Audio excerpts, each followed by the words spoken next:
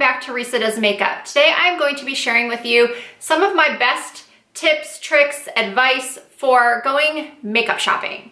Whether you're looking for one new lipstick or a whole new face of makeup, going into a store like Sephora or maybe the makeup department at Nordstrom or Macy's, it can be intimidating, it can be overwhelming. And as someone who has worked in the retail makeup beauty industry for over 20 years, I have a lot of advice and opinions to give.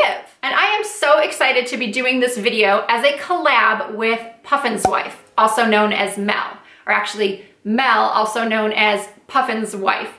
I discovered her channel about 3 or 4 months ago, and I was immediately hooked. She is a makeup artist, and she is so talented.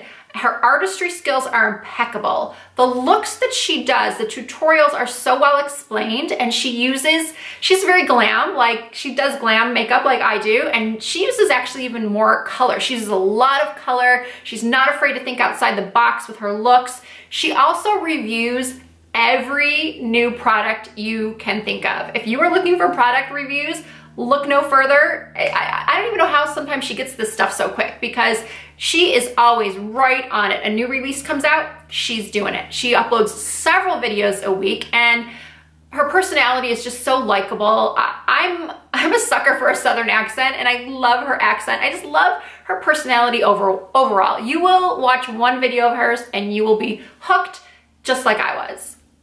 Because Mel has also worked for a long time in the retail cosmetics world, we thought it would be a great idea to do this video together, to both share our tips and tricks and advice. Now, I haven't seen her video yet. We didn't talk about what we were each gonna say, so there could possibly be some overlap in the two videos, but I'm hoping that watching both of them, I know that you're gonna get some different advice at least, and that both will be helpful to you and maybe change the way you look at makeup shopping, getting things that you really need and wanted, and you're not just laying out all this product going, what do I do? Why did I buy this? Of course, I will have the link to Puffin's Wife's channel and to her video in the description bar. If you are here from Puffin's Wife's channel, I want to welcome you. Thank you so much for tuning in. I hope that you will stick around and maybe watch a couple of my other videos. I also do a lot of tutorials and product reviews, and I hope that you will subscribe. All right, I was going to just start talking from the top of my head, having nothing planned, but then I thought that I could possibly just jump all over the place. So I thought maybe writing down a few things would be the best way to do it. So I want to start with before you go makeup shopping. And I know this kind of might be, a no-brainer, because if you're watching YouTube, you probably already do this, which is product research, looking for reviews, looking for tutorials using the products so you can see how they perform. And that's really, really important, because a lot of times those of us who are really into makeup that watch tutorials and reviews, we know more than even the workers at Sephora and Ulta and Nordstrom. I wish they had more time to watch videos so they could know more about even like what's coming out. I walked into Sephora before and I said, hey, do you have this product? And they never even heard of it. So doing research beforehand, arming yourself with that knowledge is really a great way to start. So you can have in your head, I've seen great reviews of that Anastasia Soft Glam. I definitely know I want that. So you can just kind of hone in exactly on what you need. And while I love it when you guys tell me that you made your decision based on what I've said, on my opinion, I think that's great. And obviously my opinions always come from a place of wanting to help you choose the right products. Your experience could also be different. So I recommend not just going by one person's opinion, but looking at a couple of maybe YouTubers you trust or bloggers that you trust and getting all of their opinions. And definitely, like when it comes to foundation, watch reviewers that have your skin type. If there's a new foundation out and I review it, I always get comments that say, Risa, how do you think this would perform on a dry skin? And because I'm not freelancing anymore, using it on multiple skin types, I can only speculate to how that will perform on a dry skin. I don't know for sure. Obviously, if it clings to dry patches on my oily skin, it's probably gonna be not so great for someone with a lot of dry patches, a lot of dryness. So I can give a somewhat informed opinion, but I think it's best to maybe watch somebody who does have your skin type and take their opinion over mine. So doing research before is really important. But let's say you need more than just one eyeshadow palette. You want to start completely over with your makeup. You want a full makeover. You want to see how everything performs. You want a sit-down makeover. So what I recommend is that my tip is to schedule that makeover at an off-peak time. If you try to schedule a makeover at Sephora or at Nordstrom for 1 o'clock in the afternoon on a Saturday, you are most likely not going to get that person's full attention or full time. They might have other makeovers scheduled, you know, back to back. It's just a very busy time. They're doing event makeup. So I'm not saying that you're not gonna have a good outcome. And I understand that, you know, a lot of people work and the weekends are the only times that they can go and do something.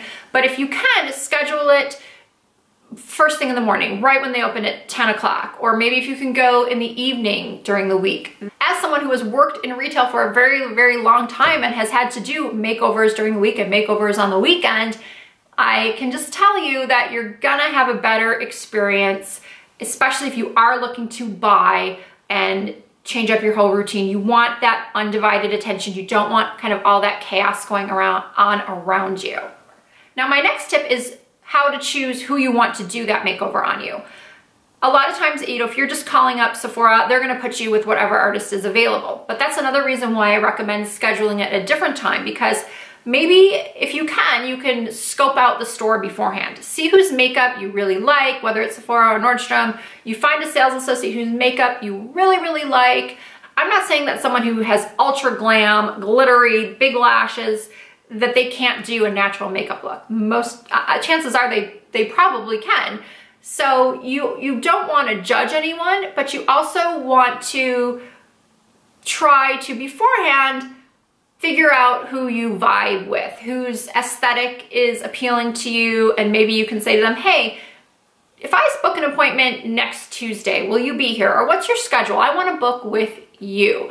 That's just a tip that I have, because a lot of times you just don't vibe with somebody, even who's just kind of maybe helping you find something. They're off-putting to you, or your personalities don't click. So I recommend trying to find somebody and booking with that person that you click with, but also not to judge. I used to get people who thought that I could not possibly know how to do makeup on dark skin. I had people say that they didn't think I could do makeup on brown eyes because I have blue eyes. They would say to my face, oh, I don't think you can do my makeup because you have blonde hair and light skin and blue eyes, and I have dark hair and dark skin and dark eyes. Well, I have been trained to work on all types of faces, all ages, all races, all skin tones. Age is another thing that you should not judge on. You might think that somebody who's in their 50s and 60s, they couldn't possibly do current makeup. A lot of times, maybe they're not doing all the heavy contouring that you see on Instagram or 3D brows, but they're doing classic, beautiful makeup. I worked with this woman about 6 or 7 years ago at a high-end makeup boutique, and she did some of the most, she was probably like in her late 50s at the time, and she just did the most beautiful makeup I have ever seen. Everybody walked out of there looking like the most beautiful version of themselves. So don't judge. Just as sales associates should never judge by what somebody's wearing, by what kind of brand handbag they're carrying, they should not judge. You should not judge either based on that makeup artist's appearance, or based on their age, or based on anything. Just don't judge, because you never know. My next tip, if you're not going to Sephora that carries all different kinds of brands, is to look for a makeup artist brand to have your makeup done at. Now, I know anybody who works for Clinique or Lancome or Estee Lauder is not gonna like this, what I have to say, and it might be different now, but when I first started in cosmetics in 1996, I chose to work for Laura Mercier, whose brand was just starting, just launching. I was given the option to work for Clinique, Lauder, all those places, all those lines, but I just decided that Laura Mercier, because that was the beginning. When I started, that was when Bobbi Brown and all these other, Trish McAvoy, all these other artist-backed lines were coming out. And I knew that's where I could get the best training because, again, at the time, it could be different now, brands like Clinique and Lancome and Lauder, those were clerking positions where somebody would come to the counter and say, hey, I just want to replace my Lancome Definisils mascara. And they would go to the drawer, get it out, ring it up, and that would be the end of the interaction. There wasn't much sitting down and there wasn't much artistry training and Clinique using their Q-tips and all that. So I wanted to work for Laura Mercier. I was trained by Laura Mercier. I got to work with her right-hand man at the time, whose name was Martine. I worked for Bobbi Brown, trained with Bobbi Brown. I worked for Trish McEvoy, trained with Trish McEvoy. Those artist-backed lines, while I know some of them are not owned directly by them anymore, I don't even know how much input Laura Mercier or Bobbi Brown even has in their lines anymore. I just know that artistry training is really important in those brands, especially at MAC. They do probably more artistry training technique than any other brand, I believe, out there. So it's just my recommendation. Again, I don't want to offend anybody who works for those other big brands, but it's just been my personal experience and how I feel. If I were going to get a makeover, haven't gotten a makeover in years, but if I were going to, I would probably go to an artistry-backed line. One more thing I want to say about the makeovers is that if you are getting one, I would suggest or recommend that you tell the person working with you if you do not plan to buy that day. And that's fine. As a consumer, that is your prerogative, and I wish the companies and stores would change this, but just so you know, I'm sure a lot of you are already aware that sales associates at these department stores, I'm not quite sure how Sephora works, I think it's sort of similar, but they have goals set for them per day. They have sales requirements, especially if it's a sit-down makeover, where they're required to sell either a certain dollar amount or a certain unit amount. It could be they have to average $100 per sale or 2 to 3 products per sale. And I know as a former retail boutique owner myself that that's just business. That's just part of how retail works, that you need to sell. And that shouldn't be the customer's problem. But I think that it works both ways. I think that respect is all around. And if you know that you're not gonna buy anything, maybe you don't know, maybe you just don't like what they did and you just you didn't decide until the last minute that you didn't wanna buy anything. But I just think that being honest and open with the person that you're working with, if you just sit down with them and say, hey, listen, I don't know if I'm gonna buy today. I really just wanna see how this foundation wears on my skin. I just wanna see if, I wanna wear this look around and see how it looks in different lights and all that. That's totally fine, that's totally understandable. But I would just recommend, if you can, to relay that information from the beginning to the makeup artist. Now, when it comes to the end of the makeover, let's just say they're going over everything they used and you're feeling a lot of pressure. There's that big sales push towards the end. Just be firm, but not rude. Of course, there could be times you encounter sales associates that are just so pushy. In that case, you just maybe have to be a little bit more firm than you would like to be. But again, if the information is relayed at the beginning, it's less likely to have a discomfort and uncomfortable interaction at the end. You know how sometimes when you go to the doctor, you feel like you have to shave your legs and maybe just spruce yourself up a little bit for no reason at all, because you know these doctors have seen everything, they've heard everything. Well, a retail salesperson has too. They have heard everything, they've seen everything. They might be taken a bit, they might be a little bit disappointed because they do have a goal to reach, but that's not your issue as a consumer. If you know you've been respectful, you have done everything you could to make the interaction go well, and you really do just want to think about things. Cosmetics are expensive these days, and both sides need to understand that. Customers need to understand that sales associates have a job to do, but sales associates also need to understand that people are wanting to spend their money wisely and get good quality products that are right for them, not just because you have 20 of them in your drawer and your boss told you that you should push it. I've always done well in my career by being really honest with customers and with people. Earning trust is the best way to succeed in retail. Don't sell your soul for high sales. You'll always come out on top if you are honest and ethical, and that's just my advice to anybody who's looking to work into cosmetic sales. Just always be honest and ethical.